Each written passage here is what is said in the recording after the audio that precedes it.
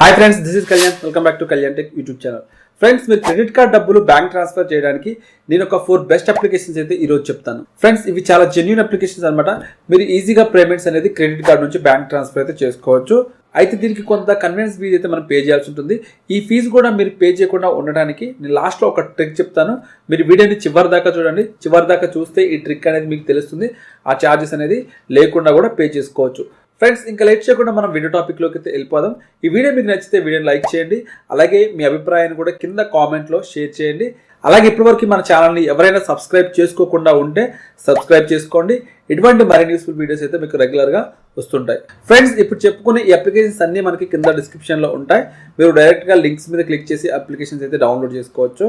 మనం ఒక 10,000 రూపీస్ అనేది బ్యాంక్ అకౌంట్కి ట్రాన్స్ఫర్ చేస్తే ఎంత ఛార్జెస్ పడతాయి అనేది మనం చూద్దాం.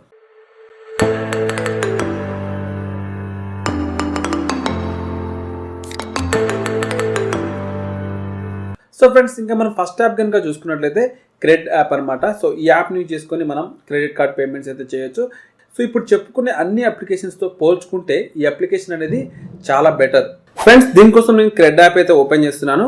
మీరు ఇక్కడ చూసుకోవచ్చు, మనకి ఈ క్రెడిట్ యాప్లో ఉండే మెయిన్ యూజ్ ఏంటంటే ఇక్కడ మనం క్రెడిట్ కార్డ్స్ ఉన్న వాళ్ళు వాడుకోవడానికి యూజ్ఫుల్గా ఉంటుంది. ఇక్కడ క్రెడిట్ కార్డ్స్ మీద క్లిక్ చేసామనుకోండి, నా దాంట్లో ఎన్ని క్రెడిట్ కార్డ్స్ ఉన్నాయో అవన్నీ ఇక్కడ కనిపిస్తాయి. మనకి మంత్లీ పేమెంట్స్ అనేవి అన్నీ ఇక్కడ మనం చూసుకోవచ్చు అనమాట. ఒక దగ్గర అయిపోతుంది.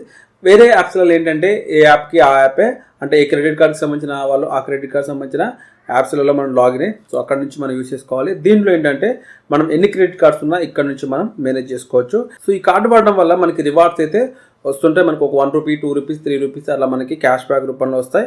సో ఇంకా మనం ఇక్కడ చూసుకుంటే ఇక్కడ మనది రెంట్ వయా క్రెడిట్ కార్డు కాబట్టి దీని మీద క్లిక్ చేస్తున్నాను. నేను క్లిక్ చేసినట్టయితే ఇక్కడ నేను హౌస్ రెంట్ అని చెప్పి సెలెక్ట్ చేస్తున్నాను. ఆల్రెడీ 10,000 అమౌంట్ అయితే యాడ్ చేస్తాను. ఇక్కడ పే యూజింగ్ క్రెడిట్ కార్డ్ అని చెప్పి క్లిక్ చేస్తున్నాను. క్లిక్ చేసినట్టయితే ఫ్రెండ్స్, మీరు ఇక్కడ చూసుకోవచ్చు, మనకి ఇక్కడ టోటల్గా వచ్చేసి 10,000 రూపీస్ అయితే మనం షేర్ చేస్తున్నాం. దీనికి మనకి సర్వీస్ ఛార్జ్ అయితే 153 రూపీస్ అయితే మనకి యాడ్ అవుతుంది. అసలు మనకి కట్టాల్సింది 180 రూపీస్ అనమాట. కానీ మనకి ఇక్కడ 27 రూపీస్ అయితే మనకి సేవ్ అవుతుంది. సో మీరైతే కంపేర్ చేసుకోండి. ఒక్కొక్క యాప్ గురించి చెప్తాను. సో దేంట్లో మీకు సర్వీస్ ఛార్జ్ తక్కువ ఉంటుందో దాన్ని అయితే మీరు యూజ్ చేసుకోవచ్చు. సో ఈ క్రెడిట్ యాప్కి వచ్చేసి మనకి 153 రూపీస్ అయితే మనకి సర్వీస్ ఛార్జ్ కింద మనం పేమెంట్ చేసినందుకు వీళ్ళు ఛార్జ్ చేస్తున్నారు. సో ఫ్రెండ్స్, ఇంకా సెకండ్ అప్లికేషన్ వచ్చేసి భారత్ NXT. సో దీన్ని కూడా నేను ఓపెన్ చేస్తాను. ఫ్రెండ్స్, మీరు ఇక్కడ చూసుకోవచ్చు, మనకి వీళ్ళు ఆ ట్రాన్సాక్షన్ స్టార్టింగ్ 1.25% నుంచి వీళ్ళు ఛార్జ్ చేస్తున్నారు అంటున్నారు.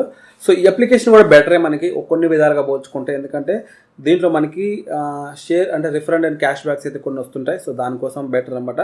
సో దీంట్లో ఆల్రెడీ నేను చాలాసార్లు క్రెడిట్ కార్డ్ ట్రాన్సాక్షన్ చేశాను. మీరు ఇక్కడ కింద చూసుకోవచ్చు, ట్రాన్సాక్షన్ హిస్టరీ దగ్గర ఇలా నేను కొంత అమౌంట్ అయితే ట్రాన్స్ఫర్ చేస్తున్నాను.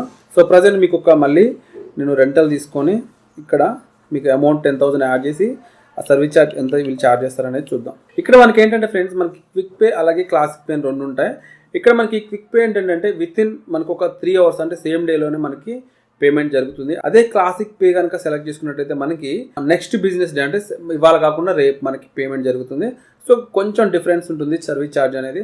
మనకి క్విక్ ట్రాన్స్ఫర్ చాలాసార్లు యూజ్ అవుతుంది కాబట్టి దీనికి వచ్చేసి ఓవరాల్గా మనకి 171 రూపీస్ అయితే సర్వీస్ ఛార్జ్ కింద వీళ్ళు ఛార్జ్ చేస్తారు. ఫ్రెండ్స్, ఇక మనం థర్డ్ యాప్ చూసుకున్నట్టయితే పేటిఎం యాప్ అనమాట. సో పేటిఎం యాప్లో కూడా మనం రెంట్ పే అయితే చేసుకోవచ్చు. ఇక్కడ చూసుకుంటే ఫ్రెండ్స్, మనకి రెంట్ విత్ CC అని ఉంది కదా. సో ఇక్కడ మనం క్లిక్ చేయొచ్చు దీని మీద. లేదంటే మీరు సర్చ్ బార్లో రెంట్ పేమెంట్ అని చెప్పి క్లిక్ చేయగానే మీకు వస్తుంది. ఇక్కడ నేను సెలెక్ట్ చేస్తున్నాను 10,000 amount, proceed to pay. Click చేస్తే ఇక్కడ మనకి debit card or credit card అడుగుతుంది. సో మనం క్రెడిట్ కార్డ్ కాబట్టి దీని మీద క్లిక్ చేసి క్రెడిట్ కార్డ్ డీటెయిల్స్ అయితే ఇవ్వాలి. ఫ్రెండ్స్, ఈ విధంగా మనం కార్డ్ డీటెయిల్స్ ఎంటర్ చేసినాక ఇక్కడ మనకి మీరు చూసుకోవచ్చు, కన్వీనియన్స్ ఫీజ్ అనేది 200 రూపీస్ ఛార్జ్ చేస్తున్నారు. ఫస్ట్ మనకి క్రెడిట్ యాప్లో చాలా తక్కువే ఉంది. తర్వాత మనకి భారత్ NXTలో కొంచెం ఎక్కువ ఉంది. అదే మనకి పేటిఎం యూజ్ చేసుకున్నట్లయితే మనకి 200 రూపీస్ అయితే వీళ్ళు కన్వీనియన్స్ ఫీజ్ అయితే ఛార్జ్ చేస్తున్నారు. సో ఇంకా ఫోర్త్ యాప్ చూసుకుందాం ఫ్రెండ్స్. మనకి ఫోర్త్ యాప్ వచ్చేసి ఫోన్పే యాప్ అనమాట. సో దీన్ని యూజ్ చేసుకుని కూడా మనం credit card to bank transfer అయితే చేయొచ్చు. ఇక్కడ మనకి రెంట్ పేమెంట్ అని చెప్పి కనిపిస్తుంది. దీని మీద ట్యాప్ చేస్తున్నాను. ట్యాప్ చేసినట్లయితే ఇక్కడ హౌస్ ఆర్ షాప్ అని ఉంది. దీని మీద క్లిక్ చేస్తున్నాను. క్లిక్ చేసినట్లయితే ఇక్కడ రెంట్ అమౌంట్ ఎంత అని అడుగుతుంది. నేను ఇక్కడ 10,000 అని చెప్పి ఇస్తున్నాను. ఇచ్చిన తర్వాత ఇక్కడ ప్రాపర్టీ నేమ్ అడుగుతుంది. సో ఏదో ఒకటి ఇవ్వండి. ఈ విధంగా ఇచ్చి కంటిన్యూ మీద క్లిక్ చేస్తున్నాను.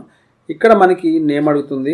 ఏదో ఒక నేమ్ అయితే ఇక్కడ ఇచ్చిన తర్వాత ఇక్కడ మనం ఓకే చేసినట్లయితే మీరు ఇక్కడ చూసుకోవచ్చు ఫ్రెండ్స్. ఈ విధంగా మనం ఫోన్పే యూజ్ చేసినట్లయితే మనకి ఇక్కడ కన్వీనియన్స్ ఫీజ్ అనేది 200 రూపీస్ అయితే ఛార్జ్ అవుతుంది. సో ఇక్కడ మనకి పేటిఎం, ఫోన్పే అనేది ఒకేలా ఛార్జ్ చేస్తున్నారు. మనకి క్రెడిట్ యాప్లో చాలా తక్కువ ఉంది. సో ఇంకా మీకు క్యాష్ బ్యాక్ ఆఫర్స్ కూడా ఉంటాయి. సో దాన్ని మీరు రెగ్యులర్గా యూజ్ చేస్తుంటే, అలాగే మీరు అన్ని క్రెడిట్ కార్డ్స్ని కూడా ఒక దగ్గరే ఉండి యూజ్ చేయడానికైతే ఈ క్రెడిట్ యాప్ అయితే యూజ్ అవుతుంది. సో ఫ్రెండ్స్, ఈ విధంగా మనకి ఫోన్పే యాప్ అయితే ఉంటుంది. ఫ్రెండ్స్, ఇలా మనం ఈ అప్లికేషన్స్ యూజ్ చేసుకొని క్రెడిట్ కార్డ్ నుంచి మనీ అనేది బ్యాంక్ ట్రాన్స్ఫర్ అయితే చేసుకోవచ్చు. ఇంకా మీకు నేను లాస్ట్లో ఒక ట్రిక్ చెప్తానన్నాను. ఏంటంటే, మీకు క్రెడిట్ కార్డ్ మనీ ఛార్జెస్ తగ్గే ఒక ట్రిక్ మాత్రమే. సో ఇది ఖచ్చితంగా అందరికీ వర్క్ అవుతుందని అయితే లేదు. ఎందుకంటే దీంట్లో మనం రిఫరెండ్ చేసి కొంత క్యాష్ బ్యాక్ అయితే చేసుకుంటున్నాం.